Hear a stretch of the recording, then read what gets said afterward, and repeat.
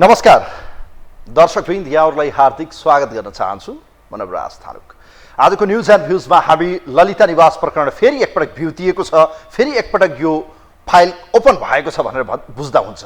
यो प्रकरणमा आज केन्द्रीय अनुसन्धान ब्युरो, जो चाहिँ प्रहरीको केन्द्रीय अनुसन्धान ब्युरो CIB को सिकन्जामा या यसको फन्जामा भने यतिखेर 7 जना बडो VIP मानिने कथित नाम कहलिएका व्यक्तिहरू, जो पूर्व निर्वाचन आयुक्त समेत रहिसक्नु भएको सुधीर कुमार शाह होस् या भाटबेटनी, देशैभरि भाटबेटनीका मालिक मानिने कथित व्यवसायी जो हुनुहुन्छ मीनबहादुर गुरुङ, यो दोस्रो पटक उहाँ पक्राउ पर्नुभएको। यसभन्दा पहिले पक्राउ परेर उहाँ चाहिँ छोडिसकेको विषय हो, धरोटीमा उहाँ छुटिसक्नु भएको थियो। हेर्नुहोस्, उहाँमाथि 50 करोडको अहिले पनि बिगो दाबी गरिएको छ र अनुसन्धानलाई रोकिएको थियो, किनभने केन्द्रीय अनुसन्धान ब्युरो, जो प्रहरीको केन्द्रीय अनुसन्धान ब्युरोले करिब 3 वर्ष लगाएर तयार पारेको मसिल फाइलहरूलाई जब लगेर अब टुङ्ग्याउनु पर्ने अवस्था आयो, तब भने यो देशमा राजनीतिक दबदबा, पावर, पहुँच सबै कुराको चाहिँ तागत लगाएर न्यायाधिवक्ता, महान्यायाधिवक्ता कार्यालयले उक्त फाइललाई रिटर्न गरिसकेपछि प्रहरी दोधारमा थियो यो फाइललाई अगाडि बढाउने या क्लोज गर्ने,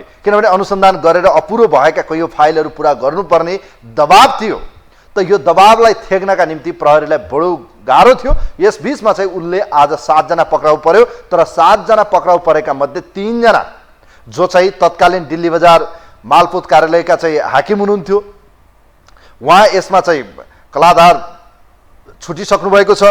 त्यसैगरी चाहिँ उहाँ आज मात्रै देउजाजी धरोटीमा रिहा भइसक्नु भएको छ। त्यसैगरी चाहिँ भनौँ न, उहाँलाई कागज गरेर उहाँ अलरेडी अदालतबाट स्टे अर्डर लिएर छुटिसकेको व्यक्ति हुनुहुन्थ्यो, उहाँहरू धरोटीमा। त्यसैगरी पूर्व उपसचिव हुनुहुन्थ्यो भूपेन्द्र मणि केसी, उहाँ पनि आज कागज गरेर छुट्नु भएको छ। त्यसैगरी सुरेन्द्रमान कपाली, यी 3 जना चाहिँ मालपोतका चाहिँ कर्मचारीहरू हुन्। यी कर्मचारीहरू भने अहिले आज पक्राउ परेका थिए, तर प्रहरीले कागज गरेर उहाँहरूलाई रिटर्न गरिसकेको छ, उहाँहरूलाई जिम्मा लगाइसकेको छ। अन्य अवस्थामा हेर्ने भने पक्राउ परेका मध्ये धर्मप्रसाद गौतम र गणेश गोपाल कार्की, त्यसैगरी चाहिँ मीनबहादुर गुरुङ र सुधीर कुमार शाह प्रहरीको फन्दामा छन्। अब अनुसन्धान अगाडि बढ्ने अनुमान गरौँ, किनभने यसपटक भने ललिता निवास प्रकरणमा CIB यो फाइललाई क्लोज गर्ने पक्षमा देखिएको छ। अर्थात् अब अन्तिम अनुसन्धानको टुङ्गो लगाएर यो प्रतिवेदन बुझाउने र त्यसपछि मुद्दा दर्ता गर्ने काम फेरि कसको हो?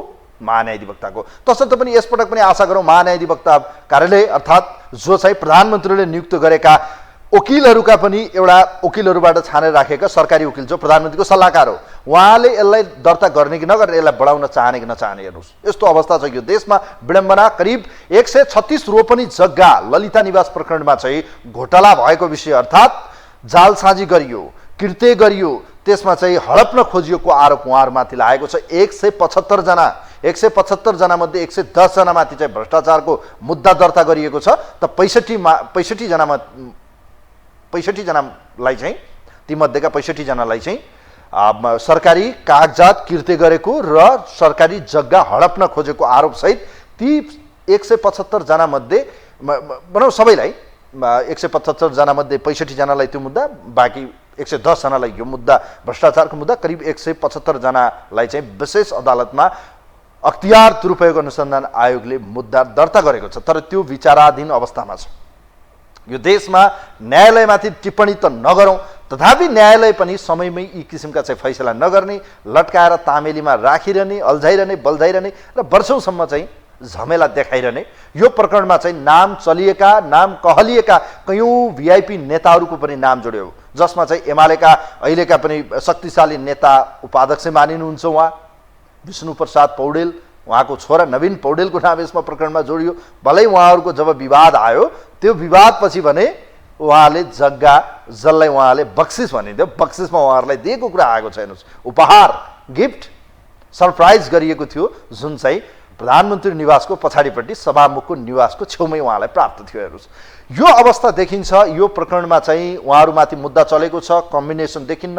कुनै पनि तह र तबकामा अख्तियार अनुसन्धान आयोगका पूर्व प्रमुख आयुक्त दीप बस्नेतमाथि चाहिँ मुद्दा चलाइयो। हेर्नुहोस्, यो कयौं विषयहरू, पूर्व उप प्रधानमन्त्री विजय कुमार गच्छेदारमाथि मुद्दा चल्यो, यसै प्रकरणमा अन्य मन्त्रीहरूका नाममा जोडियो र कयौं पूर्व प्रधानमन्त्रीहरूको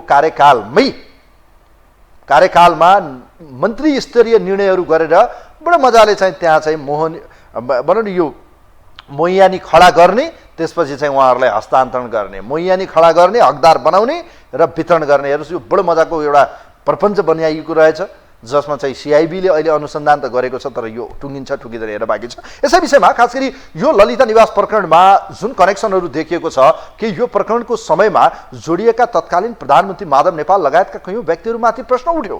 ती प्रश्न खडा भएपछि ती विषयहरू अदालतमा प्रवेश गर्छन् कि भन्ने डर पनि देखियो। यो विषय चोलेन्द्र शमशेरका पालामा पनि देखियो, यो विषय सुशीला कार्कीको पालामा पनि उठ्यो, यो विषय दीपक राज जोशीको पालामा पनि उठ्यो, कयौँको पालामा उठ्यो। तर यो विषय चोलेन्द्र शमशेर जबरापछि अहिले आएर हरिकृष्ण कार्कीको पालामा समेत उठेको छ। बेला बखतमा चाहिँ अदालतमा यो मुद्दा पुग्ने, तर मुद्दाले किनारा नपाउने अवस्था छ। अब हेरौँ यो मुद्दाले कसरी किनारा पाउँछ। तर एउटा कुरा चाहिँ सत्य कुरा के हो भने यो प्रकरणको उठान गरेका भने नेकपा एमालेका अध्यक्ष केपी शर्मा ओलीको पालामा यो मुद्दाको उठान भएकै हो। उहाँको हिम्मत नभएको भए यो कतिको नाममा नामसारी भइसकेको देखिन्छ। हेर्नुहोस्, एकले अर्कालाई लिइसकेको, उहाँले कता कता पुर्याएर श्रीमती छोरा कहाँ 3 पुस्ते पुर्याइसके। हेर्नुहोस् यस्तो बनाएको छ। यसै विषयमा ललिता निवास प्रकरण फेरि एकपटक बिउतेको हो। यस प्रकरणमा सिआइबीको एक्सनलाई सलाम ठोक्नै पर्छ र भाटबटेरी देशभरिका चाहिँ माडे मानिने नेपाली माडे मिनबहादुर गुरुङ भने यतिखेर प्रहरीको चाहिँ खोरमा पुगेका छन्। यसै विषयमा तयार पारेको एउटा रिपोर्ट छ, यो रिपोर्ट हेरौँ। मंगलबार बिहान काठमाडौँका चारै किल्लामा फैलिएको सिआइबीले एकैपटक कर्याप झ्याप पार्दै सन्चो बिसन्चो पनि नसोधी केही व्यक्तिहरूलाई पक्राउ गर्यो। चारैतिरबाट घेराबन्दीमा पारेको सिआइबीले काठमाडौँका विभिन्न क्षेत्रबाट एकै दिन 7 जनालाई समातेको हो। आफू पक्राउ पर्छु भन्ने भेउ समेत नपाएका उनीहरू सिआइबीको हतकडी हातमा परेपछि मात्रै बाघले अठ्याएको बाख्रो जस्तो बने हो। दर्शकवृन्द, ललिता निवास जग्गा प्रकरणको फाइल खोलेको सरकारले भाटबटेनी सुपरमार्केटका सञ्चालक मिनबहादुर गुरुङ सहित 7 जना आरोपीलाई एकै दिन पक्राउ गरेको छ। प्रमाण भेटिएको खण्डमा अब यो किसिमको व्यक्ति अथवा यो ओहदाको व्यक्ति भन्ने चाहिँ अनुसन्धानले चाहिँ देख्दैन। अनुसन्धानले व्यक्ति देख्छ अनि त्यो प्रमाणले चाहिँ के देख्छ भने अपराधमा मुछिएको व्यक्ति देख्छ। त्यसैले त्यसलाई चाहिँ हामीले चाहिँ अगाडि बढाउँछ। नक्कली भुटानी शरणार्थी प्रकरणको फाइल खोलेपछि पूर्व उप प्रधानमन्त्री टोप बहादुर रायमाझी र पूर्व गृहमन्त्री बालकृष्ण खाँड सहित 16 जना जेल कुचिएका छन्। अहिले उस्तै शैलीको अर्को भ्रष्टाचार फाइल खोल्दै सरकारले ठूलो प्रभाव भएका व्यक्तिहरूलाई पक्राउ गरेको हो। अहिले ललिता निवास जग्गा प्रकरणमा भाटबटेनीका मालिक मिनबहादुर गुरुङ पक्राउ परेका छन्। भाटबटेनी त्यही सुपरमार्केट हो जुन देशभरका 25 स्थानमा साम्राज्य खडा गरी बसेको छ, जसमा माओवादी केन्द्रको अध्यक्ष समेत रहेका प्रधानमन्त्री पुष्पकमल दाहाल प्रचण्डको समेत लगानी छ भन्ने आरोप लाग्दै आएको छ। मिनबहादुर गुरुङलाई कतिले प्रचण्ड निकट व्यापारीका रूपमा समेत आलोचना गर्दै आएका थिए। तर उनै गुरुङलाई प्रचण्ड नेतृत्वकै सरकारले पक्राउ गरेपछि आरोपले पनि चिसै पानीले नुहाएको छ। मिनबहादुर गुरुङले ललिता निवासको 20 रोपनी 8 आना 3 दाम जग्गा आफ्नो पोल्टामा पारेका छन्। गुरुङले हात पारेको जग्गा अधिकांश आफन्तका नाममा छ। उनीसँगै पूर्व सहसचिव तथा पूर्व निर्वाचन आयुक्त सुधीर कुमार शाह पनि पक्राउ परेका छन्, जो कुनै बेला प्रचण्डको विश्वासपात्रका रूपमा चिनिन्थे। त्यसबाहेक मालपोत कार्यालय दिल्ली बजारका तत्कालीन प्रमुख कलाधर देउजा, त्यहीका कर्मचारी सुरेन्द्रमान कपाली, धर्मप्रसाद गौतम र हुपेन्द्र मणि केसीलाई समेत काठमाडौँका विभिन्न ठाउँबाट एकै दिन एकै लटमा पक्राउ गरिएको छ। लगत्तै सोही कार्यालयका पूर्व खरिदार गोपाल कार्कीलाई समेत सिआइबीले पक्राउ गरेको छ। तर यसमध्येका देउजा, कपाली र केसी पक्राउ पर्नु अघि नै अदालतबाट स्टे अर्डर लिएर बसेका थिए। उनीहरू अदालतबाट पक्राउ नगराउनु भन्ने आदेश बोकेर यसअघि नै सतर्क भएका थिए, जसलाई के गर्ने भन्ने विषयमा सिआइबी अहिले परामर्शमा छ। तर यसमा अझै भिआइपी पात्रहरूको समेत नाम जोडिएको छ। हैन, ती जग्गाहरू चाहिँ सरकारले बकाइदा साथले मुआवजा दिएर गरेको 43 सालसम्म मुआवजा बुझेको चाहिँ देखिन्छ। जुन चाहिँ अञ्चलाधीश कार्यालयमा आग लागि भयो, त्यसले त्यो पछाडि चाहिँ यो भूमाफिया र त्यतिखेरका जग्गा धनीहरू जाएको देखिन्छ। सबै प्रमाण नष्ट भयो।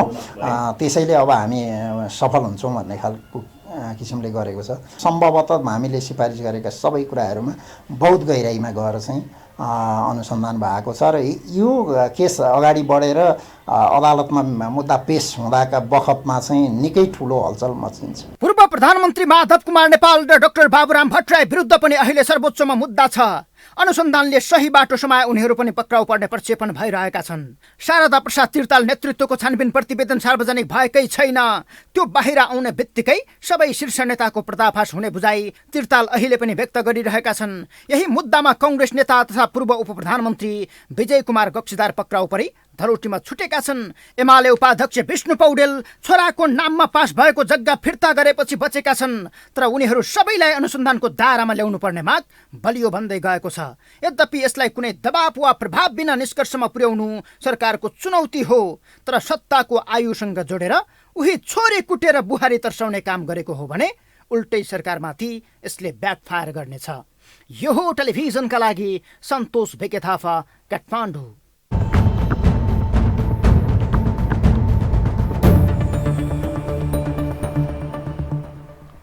दर्शकवृन्द, सिआइबी अर्थात् प्रहरीको केन्द्रीय अनुसन्धान ब्युरो जसले यतिखेर ललिता निवास प्रकरण जुन जग्गा प्रकरण छ, बालुवाटार जग्गा प्रकरणलाई करिब 3 वर्षदेखि अनुसन्धान गर्दै आएको छ। करिब 5 वर्ष भनौँ, 1.5 वर्ष पहिले, 3 वर्षको पछिको यो अनुसन्धान करिब 5 वर्षको फेरिबाट यो अनुसन्धान हेरिरहेको अवस्था छ। तर अहिले पनि यो मुद्दाले किनारा पाउन सकेको छैन। खास गरी यो मुद्दामा पूर्व प्रधानमन्त्रीहरू जसले क्याबिनेट स्तरबाटै मुद्दा या भनौँ यो बालुवाटार काण्डमा निर्णयहरू गराएको देखिन्छ, मुद्दालाई चाहिँ अगाडि बढाउन कुरा गरिएको देखिन्छ। जानुपर्ने भूमि व्यवस्था मन्त्री, भौतिक पूर्वाधार मन्त्री विजय कुमार गच्छेदार मार्फत फाइल अगाडि बढाएर बलिको बोका विजय कुमार गच्छेदार पनि यो मामलामा मुछिनुभयो। तत्कालीन रूपमा प्रधानमन्त्री हुनुहुन्थ्यो माधव कुमार नेपाल। हेर्नुहोस्, त्यस विषय उठिसकेपछि माधव नेपाललाई चोख्याएको विषय आयो। बाबुराम भट्टराईको कार्यकालमा चाहिँ यो निर्णयहरू मन्त्री स्तरीय गरे, बडो मजाले हेरौँ, मन्त्री स्तरीय निर्णय गर्ने, त्यो मुद्दालाई लगेर अदालतमा थन्गाइदिने, अदालतबाट एउटा आदेश दिने, अनि प्रक्रिया अगाडि बढिरहने र कसैले पनि काम रोक्न नमिल्ने, रोक्का गर्न नमिल्ने। हेर्नुहोस्, मालपोत त्यस्तै, भूमि व्यवस्था त्यस्तै, यो सबै कुराहरू कर्मचारीहरूदेखि लिएर यो देशमा नेता, कर्मचारी र जग्गाका बिचौलिया भनिने जो चाहिँ ब्रोकरको रूपमा दलालहरू छन्, यी सबैको चङ्गुलमा चाहिँ यो पर्यो। र अन्ततः त्यो बालुवाटार या भनौँ यो ललिता निवास क्षेत्र बालुवाटारको यो प्रकरण करिब 136 रोपनी भन्दा बढी, अब यसको हिसाब किताब त 147 भनिन्छ, तथापि यो 136 रोपनी चाहिँ छ। केही कुराहरू चाहिँ थप अब पुरानो यो राणाकालीन समयमा रहेर कसले कता लगेको, मैयानी खडा गरेको, नाली, त्यहाँको जे थियो सार्वजनिक जग्गा सबै व्यक्तिको नाममा। हेर्नुहोस् कसरी मिलाइयो होला, हेर्नुहोस् त, कल्पना गर्नुहोस् त।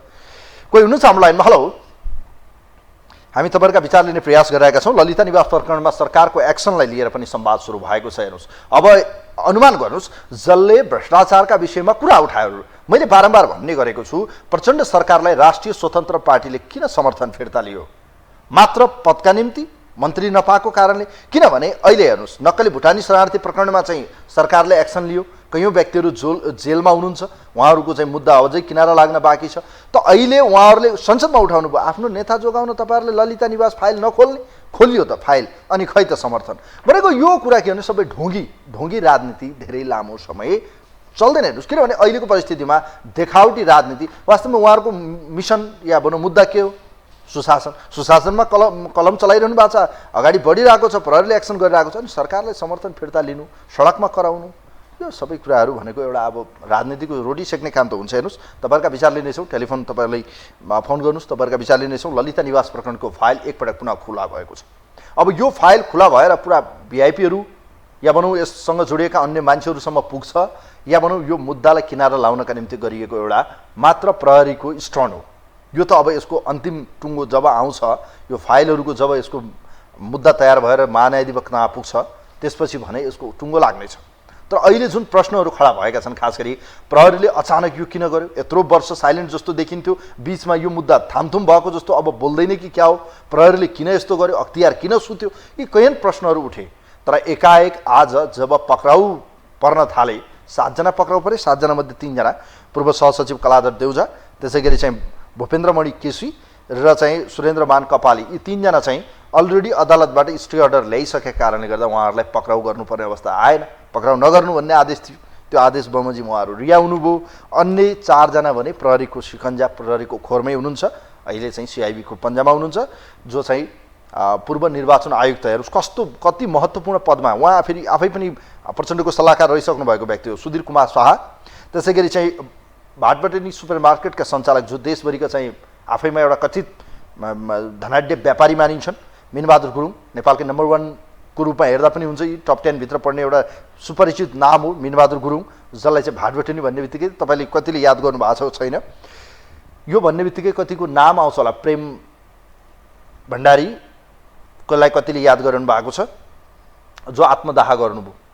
प्रेमजीलाई कतिले याद गरिरहनु भएको छ। उहाँको स्टाटस मैले आज हेरिरहेको थिएँ, केही सुपरमार्केटका चाहिँ भाटबेटनी सुपरमार्केटका सञ्चालककै कारणले गर्दा आफूले आत्मदाह गर्नु परेको पनि त्यहाँ इङ्गित थियो। हेर्नुहोस्, भनेको यस्ता यस्ता कहानी छन्। हेर्नुहोस्, यी सबै कुराहरू छन्। त्यसै गरी धर्मप्रसाद गौतम र गोपाल कार्की यी व्यक्तिहरू भने अहिले प्रहरीको खोरमा छन्। हेर्नुहोस्, देखिन्छ यस्तो, यो ललिता निवास जग्गा प्रकरणको फाइल एकपटक फेरि ओपन भएको छ, जसमा 175 जनाको संलग्नता भएको आरोप लागेको छ र यो प्रकरणलाई लिएर अख्तियार दुरुपयोग अनुसन्धान आयोगले विशेष अदालतमा मुद्दा समेत लगेर गयो, तर त्यो मुद्दाको टुङ्गो लागेन, त्यसमाथि फैसला हुन सकेको छैन, मुद्दाले किनारा पाएको छैन। अर्कोतिर चाहिँ करिब 3 वर्षको समय लगाएर चाहिँ सिआइबीले प्रतिवेदन तयार पार्छ, अनुसन्धानको मिसिल तयार पार्छ, त्यो मिसिल लगेर चाहिँ महान्यायाधिवक्तालाई दिन्छ, सरकारी वकिल कार्यालयलाई मुद्दा दर्ता गर्नुहोस्, अभियोजन दर्ता गर्नुहोस् भन्नका निम्ति, तर सरकारी वकिल कार्यालय राजनीतिक दबाव प्रभावमा फाइलै रिटर्न गरिदिनुहुन्छ। त यो देशमा हेर्नुहोस्, कहीँ पनि आज सुरक्षित देखेन। अदालतमा त्यस्तै छ, जता गयो सपिङ जस्तो देखिने। हेर्नुहोस्, किनबेच जस्तो यो सबै कुरा सेटिङ भन्छ जसलाई, होइन? तपाईँको प्रहरी प्रशासनमा हेऱ्यो त्यस्तै छ। राजनीति सबै यो बिगारेको भनेको फेरि दलका नेताहरूले, उहाँहरूले चाहेको भए यो सम्भव हुन्छ। हेर्नु, उहाँहरूले चाहनुभयो भने भोलिको आजको भोलि सरकारी जग्गा जुन छ यसलाई सरकार मातहत ल्याउन, फिर्ता गर्न र चाहिँ विभिन्न किसिमको चाहिँ एक्सन लिन सक्छ। तर यो बिचमा कति प्रधानमन्त्री भए, कति पटक परिवर्तित भए मन्त्रीहरू, कसैले एक्सन लियो? सबैले शपथ मात्रै खाए, हामी जग्गा फिर्ता गर्छौँ। भूमि सुधार मन्त्रीले बोल्ने त्यही, गृहमन्त्रीले बोल्ने त्यही, अरूले बोल्ने त्यही, तर काम भने नतिजा भने शून्य। हेर्नुहोस्, यसपटक पनि ललिता निवास प्रकरणमा आज सिआइबीले एक्सन त लिएको छ, तर यो एक्सन अब कति लङ टर्म चल्छ, कति यो लहरो तान्दा पहरोसम्म पुग्छ, त्यो त हेर्न बाँकी छ। तर यो प्रकरणमा जोडिएका कयौँ भिआइपीहरूको नाम चाहिँ अहिले पनि कतिलाई याद छ होला। नाम भने 175 जनालाई चाहिँ यसमा संलग्न रहेको आरोप छ, तीमाथि मुद्दा दर्ता छ। त 175 जना मध्ये यी 20 मा चाहिँ छुटेका व्यक्तिहरू जसलाई चाहिँ अनुसन्धानका निम्ति अपुग थियो भनिएको थियो फाइलहरूमा, त यी व्यक्तिहरू आज पक्राउ परेका छन्। अब यहाँ हेर्दाखेरि सुन्दाखेरि लागेको छ यिनले आफ्नो श्रीमतीका नाममा चाहिँ जग्गा लगिसकेको, त्यहाँबाट नामसारी गरेर कहाँ कहाँ हेर्नुहोस्। यसमा कहाँनिर फल्ट देखियो त आफै कल्पना गर्नुहोस् त। फर्स्ट अफ अल त यो सरकारको जमिन थियो, सरकारको जमिन भएको विषय यसको लेखाजोखा त सबै कुरा मालपोतमै हुन्छ, भूमि व्यवस्था मन्त्रालय या भूमि सुधारमै हुन्छ। त्यहीँबाट फटाइ काम सुरु भयो जब त्यसलाई चाहिँ मोहियानी खडा गर्ने, नक्कली व्यक्तिहरू खडा गरियो। हेर्नुहोस्, नक्कली गुठी बनाउने, नक्कली मोहियानी बनाउने र त्यसपछि तिनका नाममा हाल्ने, त्यसपछि केही व्यक्तिहरूलाई दिने, त्यसपछि त्यहाँबाट खरिद बिक्री बक्सिस हुन्छ कि कसरी हुन्छ, कसको पावर चल्छ, कहानी यही हो। हेर्नुहोस्, यसमा अब रोक्न सक्ने ठाउँ भूमि व्यवस्था कार्यालयको थियो, भूमि व्यवस्थाले सक्थ्यो यसलाई, त्यसै गरी मालपोतले रोक्न सक्थ्यो, त्यहाँ पनि सबै यो देखियो नि त। यो दिल्ली बजारको चाहिँ जो चाहिँ यसमा संलग्न हुन्छ मालपोत कार्यालय, त्यसको पुरै संलग्नता देखिन्छ। हेर्नुहोस्, त त्यहाँबाट चाहिँ यो सबै कुराहरू मिलीभगत हुँदै सबैको चाहिँ सेटिङबाट एक पछि अर्को, अनि त्यसमा चाहिँ मन्त्री स्तरीय निर्णय गर्ने, किनभने काम रोक्नु त भएन, वेलाई चाहिँ क्लियर गर्दै जानु पर्यो। कता बाटो पुगेको छैन दिने हो कि, कता कसलाई चाहिँ पास गराउने हो कि, कसलाई चाहिँ अवरोध आइरहेको छ, अब्स्ट्याकल छ भने त्यसलाई खुलाउने हो कि। अब यसमा बाँकी रह्यो अदालतमा मुद्दा पर्ने बित्तिकै अदालतबाट पनि चाहिँ काम नरोक्नु, अगाडि बढाउने, यस्तै आदेशहरू भएका छन्। हेर्नुहोस्, यस्तो परिस्थितिबाट यो ललिता निवास प्रकरण बालुवाटार काण्ड भनिन्छ जसलाई, बालुवाटार जग्गा काण्ड अर्थात् ललिता निवास यो प्रकरणको चाहिँ यो जालो छ। हेर्नुहोस्, यो जालो तोड्न सक्ने अब तागत के नारायण काजी श्रेष्ठमा छ त? यो निर्देशन कुरेर बसेको सिआइबीले अहिले पछिल्लो समय कार्यालय विहीन जस्तो रहेको यो सिआइबी एकाएक चाहिँ एक्सेस भएको छ, एकाएक चाहिँ यो एक्सनमा उत्रेको छ। यसले आशा गरौँ अब सिआइबीले कति धेरै मान्छेहरूलाई चाहिँ पन्जामा लिन्छ त्यो त हेर्न बाँकी छ।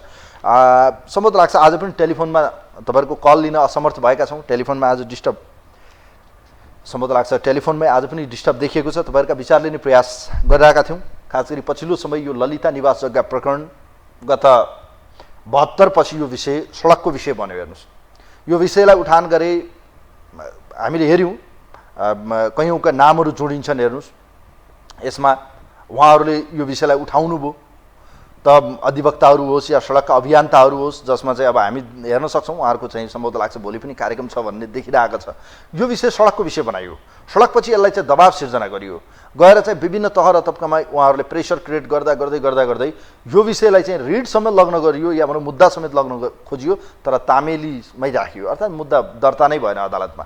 त यस्तो परिस्थितिहरूबाट अगाडि बढ्दा यो परिस्थिति गएको देखिन्छ। हेर्नुहोस्, यसमा चाहिँ सानो माछा त के कुरा गराइयो र ठुला भुवाइल माछाहरू छन् यसमा। अब त्यो माछालाई समाउन सक्ने तागत न सिआइबीमा छ न यो देशको कानुनमा छ। हेर्नुहोस्, किनभने फैसला गर्नुपर्ने विषयमा त फैसला हुँदैन। हेर्नुहोस्, किनभने राजनीतिक दलहरूका मिलीभगत जहाँ हुन्छ नि, जहाँ ठुलो नेता सरकार आफै करप्टेड भयो भने खेल खत्तम भइहाल्यो। हेर्नुहोस्, सरकारकै संलग्नता देखिने हरेक ठाउँमा नीतिगत रूपमा चाहिँ संस्थागत निर्णयहरू भएको देखिन्छ। हेर्नुहोस्, क्याबिनेट स्तरीय निर्णयहरू गरेर यसलाई अगाडि बढाइएको छ।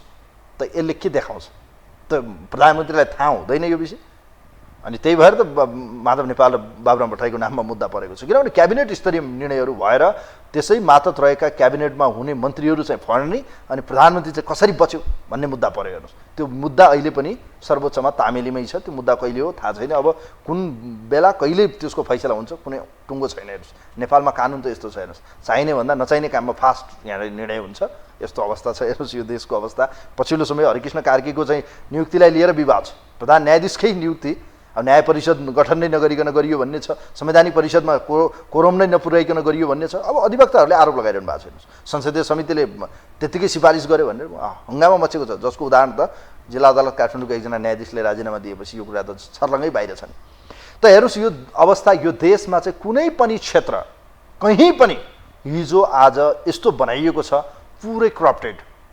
सरकारका उपल्लो ओहदामा बस्नेहरू, जग्गा बालुवाटार जग्गा प्रकरणमै त्यस्तै, नेपालीलाई भुटानी बनाएर लग्ने रिफ्युजी बनाउनेहरू कति निकम्मा काम हो। हेर्नुहोस्, त्यस्तो काम कसबाट भएको छ, कति ठुला कनेक्सन देखे, करिब 30-32 जनाको नाममा मुद्दाको वारेन्ट काटियो, कति पक्राउ परे। हेर्नुहोस्, त अहिले पनि हेर्नु पशुपति जलहरी प्रकरण हेर्नुहोस्, यो देशमा कहीँ बाँकी छ? अब केही बाँकी छ? लाज घिन शरम भन्ने छैन। सक्यो, सबै कुराको चाहिँ तिलाञ्जली भइसक्यो। मात्र यो देशको राजनीति पुरै खत्तम बनाइयो सबै त्यसमै। अब यसका कारणले गर्दा यो मुद्दा जब अब सिआइबीले अगाडि बढाउन थाल्यो, अब सिआइबीको योभन्दा पहिले पनि देखिन्छ। हेर्नुहोस्, यस्ता मुद्दा ओपन हुन थालेपछि प्रहरी प्रमुख परिवर्तन हुने, सिआइबीको चाहिँ टोली नै परिवर्तन गरिदिने, सिआइबीको चाहिँ प्रमुख त्यहाँ जो हुनुहुन्छ उहाँलाई नै हटाइदिने, सबै खेलोमेलो हुन्छ। र यो घटना बाहिरिएपछि जब सिआइबीले यति ठुला मान्छे, यति ठुला माछालाई पक्राउ गर्न थालेपछि अचम्म नमान्नुहोला, भोलि बिहान देउबा प्रचण्ड र ओली फेरि चिया गफमा उभिएछन् भने आश्चर्य नमान्नुहोला। यो देशमा भुटानी शरणार्थी प्रकरण जस्तो यो प्रकरण पनि लहरो तान्दा पहरो जानेवाला छ। हेर्नुहोस्, कति ठुला माछा यसमा पर्छन् त्यो कुरा त तपाईँले अनुमान गरिरहनु भएको छ होला। त्यो कुरा या त सो भोगित जो हुनुहुन्छ उहाँहरूलाई थाहा छ। यो त लहरो तान्दा विष्णु पौडेल छुट्छन् होला। विष्णु पौडेल रहँदा विष्णु पौडेलको सिफारिस को प्रधानमन्त्री थियो त्यति बुझ्न सकिन्न। विष्णु पौडेलकै नेतृत्व या त्यहाँ बेला जे भयो ती घटनाक्रममा जोडिएका व्यक्तिहरू कहाँ छन् होला? अख्तियारको प्रमुख को थियो होला? दिप बस्नेतमाथि त मुद्दा दर्ता छ। अख्तियारका तत्कालीन मान्छेहरू हेर्नुहोस्, ती मान्छेहरूको कनेक्सन पार्टीको नेतासम्म छ, पार्टीको हेडक्वार्टरसम्म होला, पार्टीका चाहिँ शीर्षस्थ नेताहरूको होला, कतिका अध्यक्ष महासचिव सबै तानिनेवाला छन्। हेर्नुहोस्, त्यसकारण हेर्नु होला, आशा गरौँ यो मुद्दाले चाहिँ एउटा किनारा पाओस्। भलै अब यो सिआइबीले यसलाई टुङ्ग्याउन खोजिरहेको छ, यो मुद्दाको किनारा लाउन खोजिरहेको जस्तो मैले चाहिँ भान पाएको छु। अब यो हेर्न बाँकी छ। यो पक्राउपछि मिनबहादुर गुरुङ या सुधीर कुमार शाह लगायतका जो व्यक्तिहरू आज पक्राउ परे उहाँहरूमाथि अब मुद्दाको चाहिँ बिगो कति छ? 20 अर्ब बिगो मागिएको छ यसमा। हेर्नुहोस्, 20 अर्बको मूल्याङ्कन गरिएको छ त्यहाँको जमिनको, करिब 133 रोपनी भनिएको छ, 136 रोपनी। त्यसमा चाहिँ उहाँहरूमाथि करिब 13 अर्बको चाहिँ जमिनको मूल्याङ्कन लगायतका के अहिलेको साबी मूल्याङ्कन गरेर 20 अर्बको दाबी गरिएको छ। त यो परिस्थितिमा हेर्न बाँकी छ सिआइबीले के गर्छ। अब यो पनि चोख्याउने काम हो भने त भन्नु केही छैन, तर वास्तवमै सिआइबीले एक्सन लिन खोजेको यसका पछाडि प्रचण्ड सरकारको हात छ, गृहमन्त्रीको हात छ, या उहाँहरू पनि अनभिज्ञ हुनुहुन्छ, उहाँहरू पनि सक हुनुभएको छ। अब प्रचण्डले सुशासन खोजिरहनु भयो भने ललिता निवास प्रकरणको टुङ्गो लगाउनुहोस्, यही हो मौका। चाहे सरकार ढलोस् रहोस् तर एक्सन चाहिँ देखाउनुहोस्, परिणाम देखाउनुहोस्। होइन अब भोलि बिहान फेरि चिया गफ गर्ने हो भने फेरि जनताले बुझ्नेछन् कि फेरि यसमा पनि मिलीभगत भयो, सबै तैँचुप मैचुप बनाइयो। किनभने यो देशमा नीतिगत भ्रष्टाचार, नीतिगत निर्णयहरूमा सबैको संलग्नता देखिन्छ। यस्तो अवस्था छ, यो देशको विडम्बना हो। खै ठिक छ, आजलाई कार्यक्रम यही बिट मानौँ। टेलिफोन लिने प्रयास थियो, टेलिफोनमा डिस्टर्ब देखियो, तपाईँहरूका विचार लिन सकेनौँ। कार्यक्रमलाई यही टुङ्ग्याउँछु। कार्यक्रमको यो विशेष श्रृङ्खला हेरिदिनु भयो, सबैलाई धन्यवाद दिँदै आजको यो अङ्कबाट कार्यक्रमको टिमसँग म पनि बिदा हुन्छु। नमस्कार।